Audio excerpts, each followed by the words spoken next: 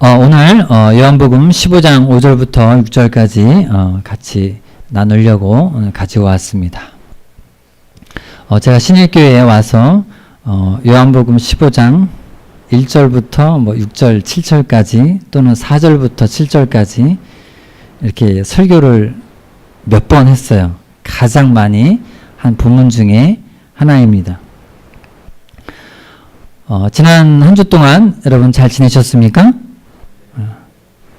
저는 잘 지내려고 노력했는데 세상이 이상한 것이 아니라 제 마음이 너무 냉랭하고 아무런 감흥이 없어서 기도를 계속했습니다. 그리고 말씀을 또 받아야 되기 때문에 하나님 말씀을 달라고 하면서 뭔가 내가 잘못하고 있는 것이 아닌가 하면서 계속 기도를 했습니다. 그때 제가 아주 많이 좋아하는 존경하시는 유기성 목사님이 계신데 선한 목자 교회죠. 그 목사님께서 주님 앞에 이제 하나님 앞에 기도를 했는데, 하나님, 저는 너무나 연약해서 도대체가 할 수 있는 일이 없다고, 저는 왜 이렇게 연약한지, 암송도 잘 못하고 설교도 잘 못하고 앞에 나오면 떨리고 도대체 말도 잘 안 되고 저는 왜 이렇게 연약한가요? 이러면서 하나님 앞에 기도를 많이 했다고 합니다. 그런데 하나님께서 응답을 주셨는데 뭐라고 그랬냐면, 네가 연약하다고? 아니, 넌 너무나 강해. 너무나 강해서 그게 안 되는 거야 라고 이야기를 했다고 합니다. 저도 말씀을 준비하면서 말씀을 받지 못해서 계속 하나님 앞에 조아렸습니다.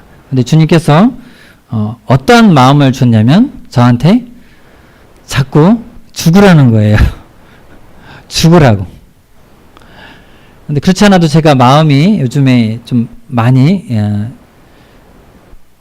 생활을 하다 보면 자꾸 내가 나오죠. 그러니까 내 생각, 내 뜻을 관철시키려고 하고, 누군가 나를 무시하는 것 같으면 어떻게든지 가서 이기려고 하고, 가만히 생각해 보니까 제가 연약한 것이 아니라 너무나 강했던 거죠.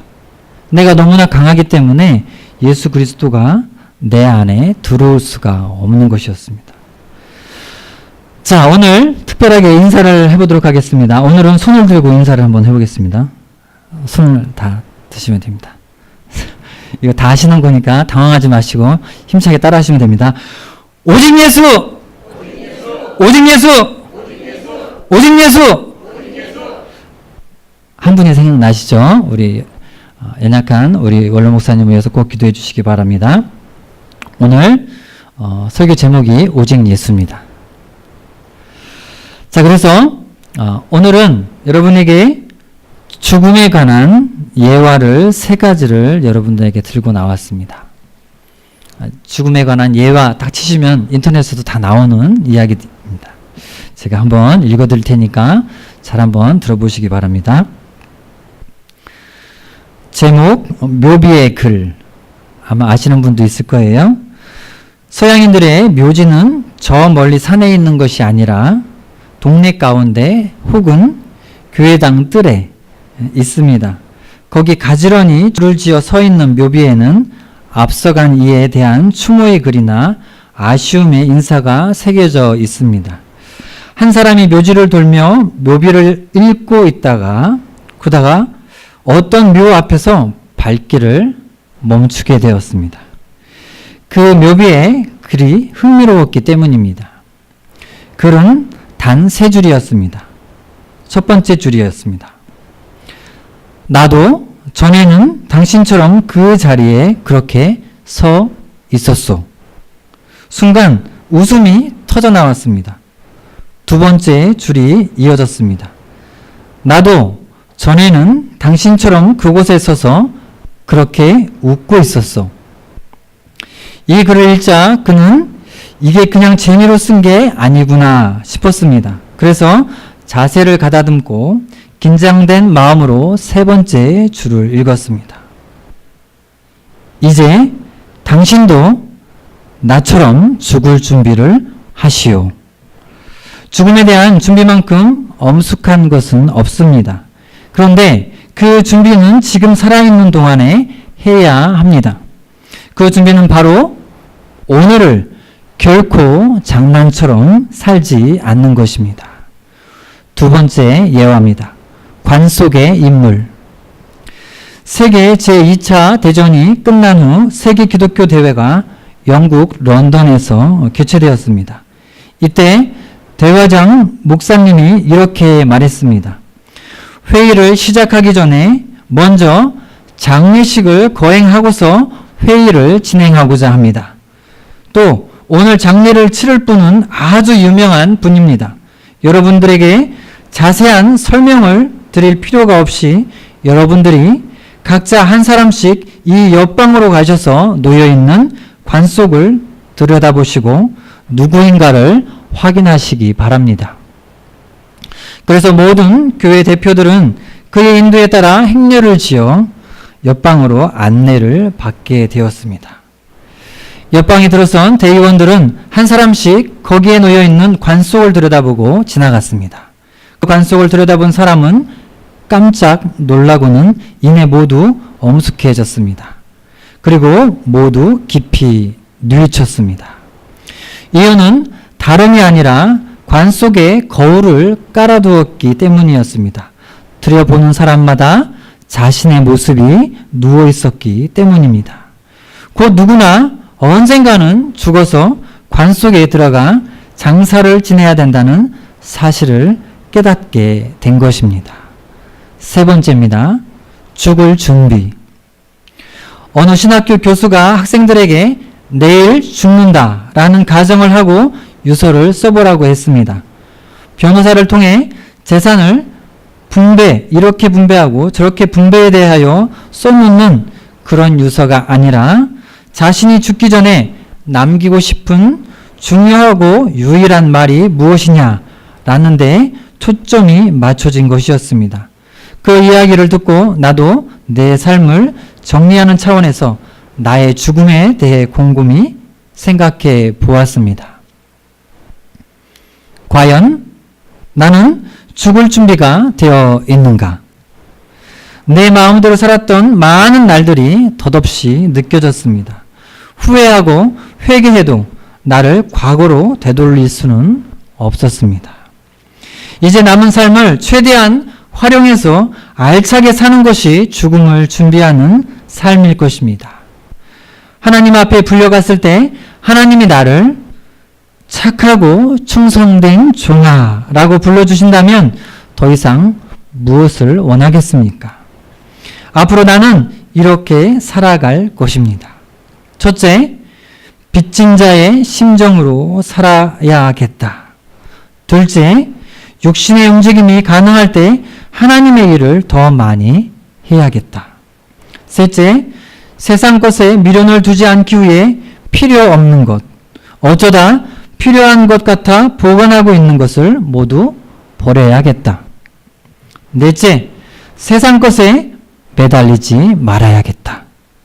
다섯째, 죽을 때 웃으며 아름답게 죽을 수 있도록 늘 기도해야겠다. 나는 아름다운 순교나 위대한 죽음을 생각하기에는 너무나 평범한 사람입니다.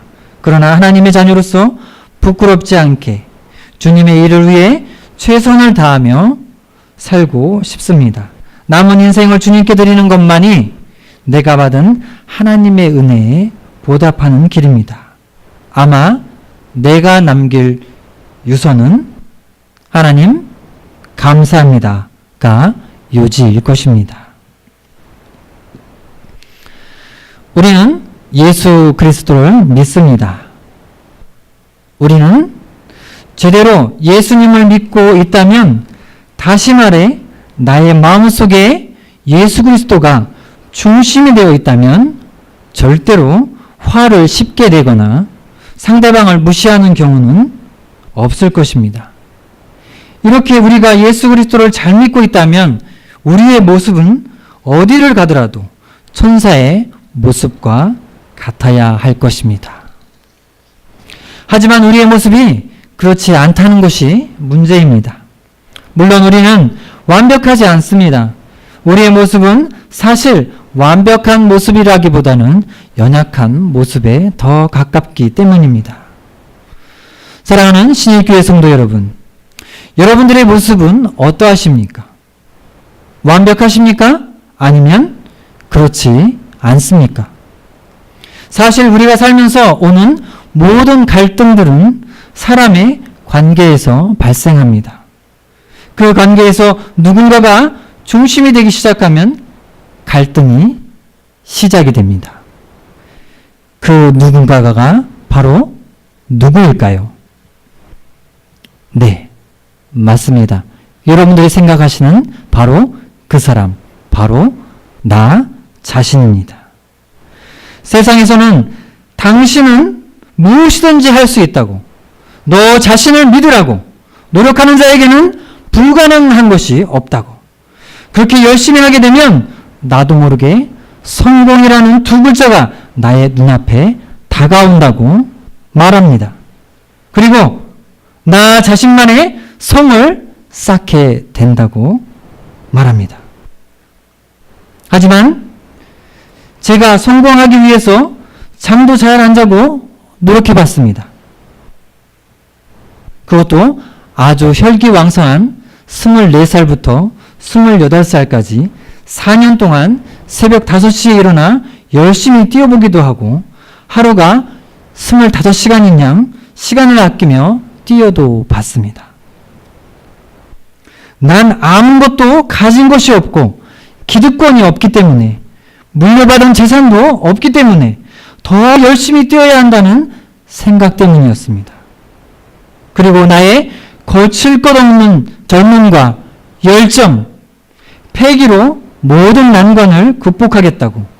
하지만 저에게 찾아온 것은 고난의 삶이었습니다. 하지만 시간이 지나서 알게 되었습니다.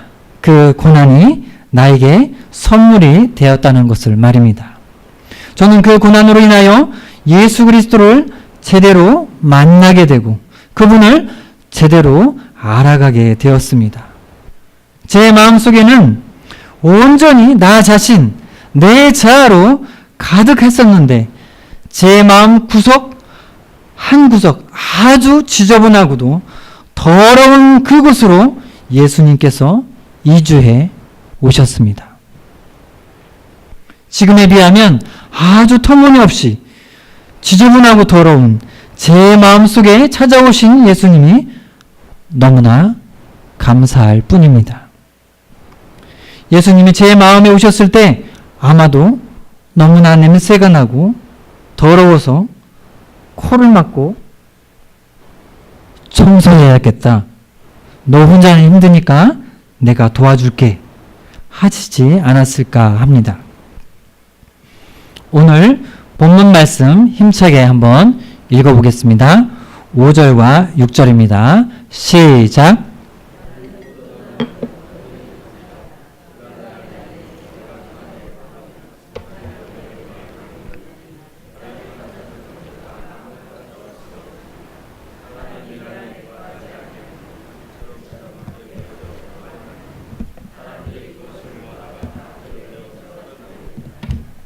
아멘. 오늘 본문 말씀을 보면 예수님은 포도나무라고 이야기합니다. 그리고 우리는 가지라고 이야기합니다. 그런데 이상한 것은 포도나무에 가지가 떨어 있을 수 있습니까? 없죠. 포도나무에 가지는 붙어 있게 되어 있습니다. 그런데 우리는 이 세상을 가만히 보면 이 포도나무에 가지가 떨어져서 가지가 막 굴러다니고 있는 모습들을 아주 쉽게 볼 수가 있습니다. 이렇게 가지가 나무에서 떨어져서 다니게 되면 그 삶이 아주 메마르게 됩니다. 당연하겠죠? 아무런 영양분을 공급받지 못하는 가지는 결국 말라서 죽게 될 것입니다. 세상에는 여기저기 죽은 사람들로 가득 차 있습니다.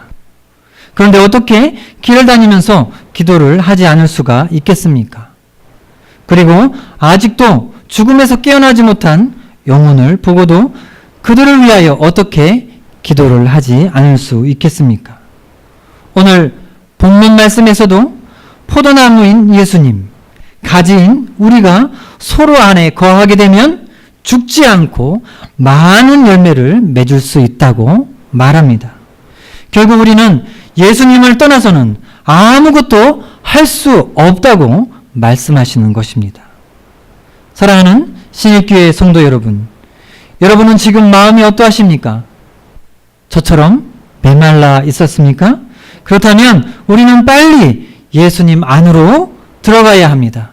그래서 예수가 내 안에, 내가 내 안에 예수님이 그렇게 거하게 되면 우리는 아주 맛있고도 달콤한 열매를 많이 맺을 수가 있는 것입니다. 그렇다면 열매는 무엇일까요?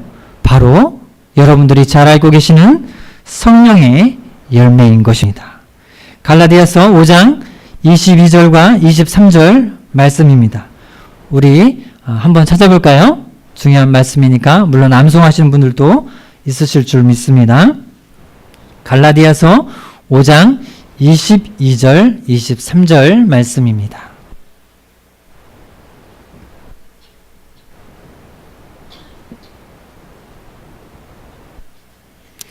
다 찾은 줄 믿고 힘차게 읽어보겠습니다. 시작.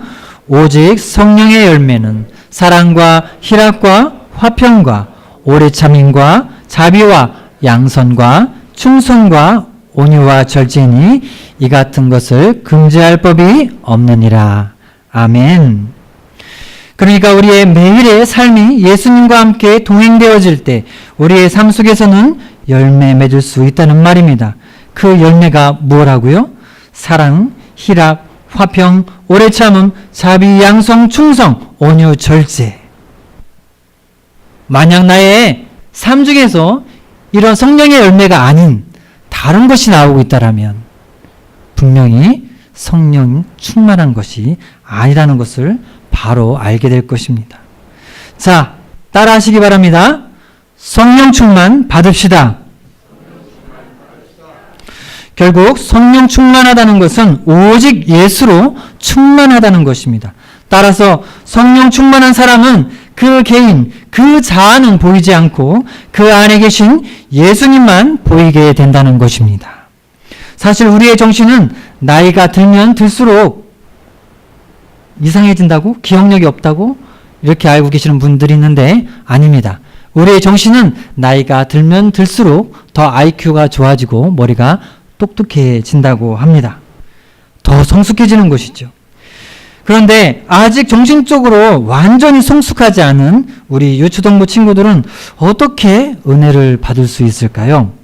물론 하나님의 강권적인 역사를 통해 은혜를 받을 수도 있지만 많은 아이들, 거의 대부분의 아이들이 성숙한 사람, 즉 어른들 속에 바로 우리 안에 있는 예수님을 느끼고 은혜를 받는다고 합니다.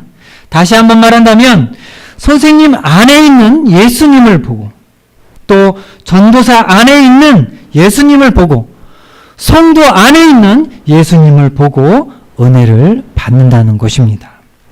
그래서 아이들은 오랜 시간이 지나면 대부분의 사람들을 잊게 되지만 예수님처럼 따뜻하고 예수님처럼 포근하고 예수님처럼 사람이 충만한 사람은 절대로 잊어버리지 않고 우리 아이들 마음속에 따뜻하고 포근하게 남아있게 된다는 것입니다.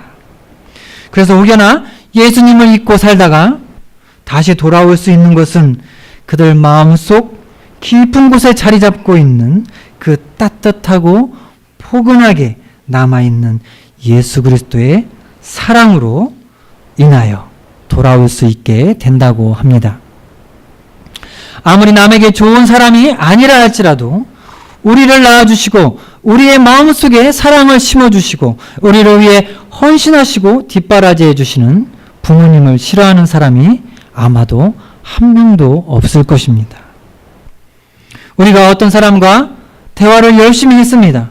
그런데 뒤에 남는 것은 예수님은 어디 갔는지 전혀 보이지 않고 온전히 내 안에 있는 나만 충만하게 나타났다면 그것은 성령 충만한 삶이 아닌 것입니다. 그것은 바로 나만 충만한 사람이 되는 것입니다. 진짜 성령 충만한 사람은 어떤 사람일까요?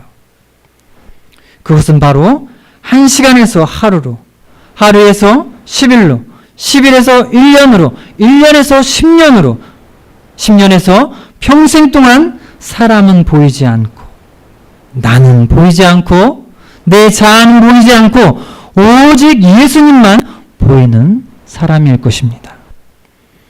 사랑하는 신일교회 성도 여러분, 여러분들도 순간순간을 오직 예수님만 붙들어서 모두가 성령 충만한 신일교회 성도님들이 다 되시길 주님의 이름으로 소망합니다. 자, 따라합시다. 순간순간 예수님을 붙듭시다. 할 수만 있다면 여러분들은 기대하며 소망하시기 바랍니다. 나는 드러나지 않고 나는 기억나지도 않고 오직 내 안에 계시는 예수님만 드러나는 삶이 되게 해달라고 기도하시기 바랍니다. 오늘 이 기도의 시간에 말입니다. 요한복음 3장 30절 말씀입니다. 그는 흥하여야 하겠고 나는 쇠하여야 하리라 하니라. 자, 따라합시다. 나는 쇠하고 예수님은 흥하여야 합니다. 내가 점점 없어지고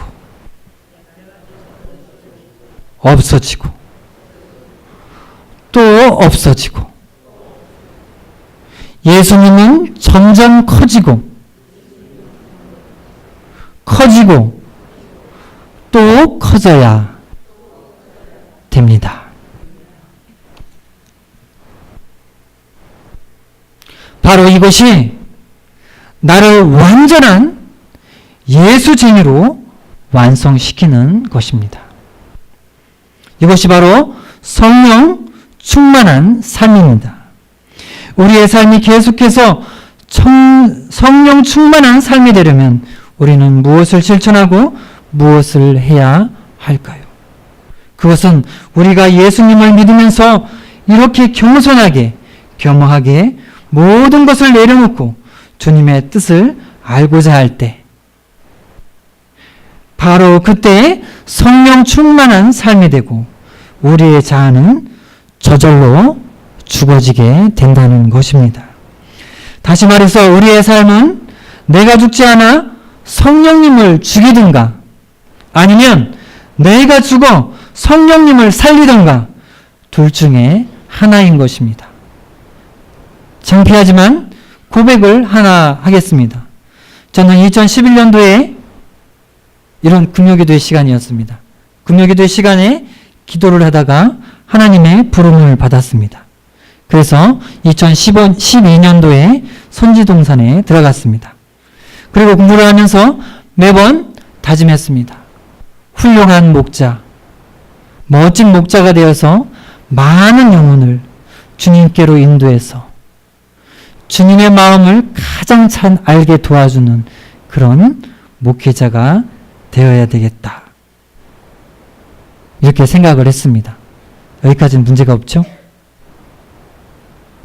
그러다가 자동차를 운전하고 지나가다가 큰 교회를 보면 제 마음속에서 쿵쾅쿵쾅 거리며 생각이 납니다. 나도 저렇게 큰 교회 목사가 되어서 멋진 차를 타고 다녀야지 라고 생각했었습니다. 제가 예전에 한번 얘기한 적 있죠? 저 사업하면서 차를 몇 번이나 바꿨다고요? 차를 2만 킬로를 못 탔어요. 성격이 얼마나 괴팍한지. 저랑 비슷하신 분이 있습니까? 그럼 그 마음을 알 줄 믿습니다. 지금 제가 타고 있는 차가 지금 7만 킬로에 가깝게 다가가고 있습니다. 이것은 기적입니다.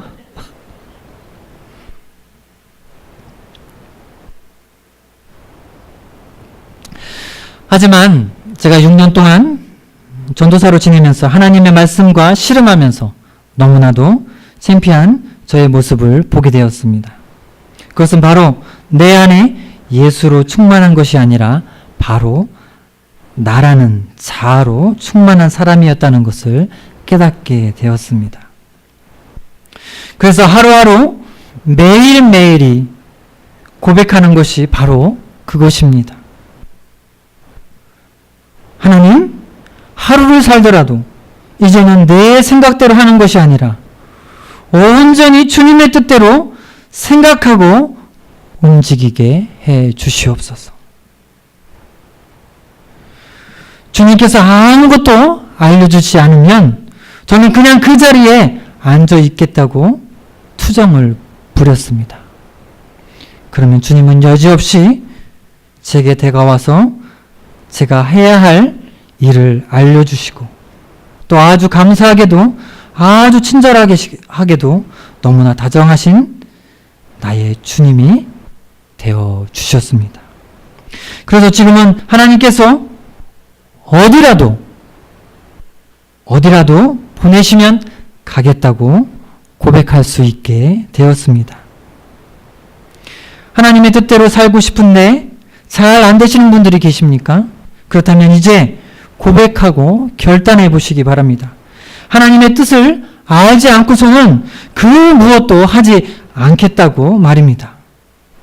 그렇게 결단하고 주님을 묵상하게 되시면 반드시 주님은 여러분들이 해야 할 곳으로 인도해 주실 것입니다.